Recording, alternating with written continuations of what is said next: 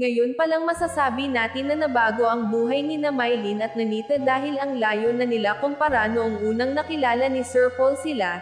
Jan Stop Vlog ang inyong lingkod muling nagbabalik upang magbigay mixing reaction video at panoorin po ang kabuuan sa vlog ni Tito Herns at pasubscribe na din sa kanyang channel syempre. Bibihira na lang talaga ang tulad ni na Ma'am Nida kabait. Kung meron man meron at meron yan pagkaiba ang pakikitungo nila sa tulad ni na Mylene kumpara sa kanilang mismong anak ngunit si na Ma'am Nida, wala ka talagang makita na iniiba ang dalawa kay Jenea ang kanilang anak. Ang sarap nilang panoorin kapag bonding moment nila at ayun na nga may naantig sa kanila at binigyan ng accessories at sobrang saya ng Tres Marias sa natanggap nila. God bless sa pamilya nyo Ma'am Nida, nakaka-inspired po ang kabaitan nyo, bihira pong makatagpo ng tulad nyo.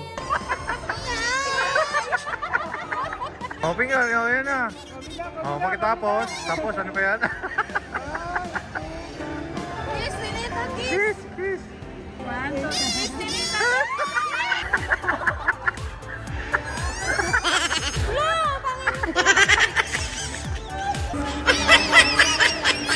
May bibigay sa Tres Marias. Wow! Wow, ang ganda! Wow!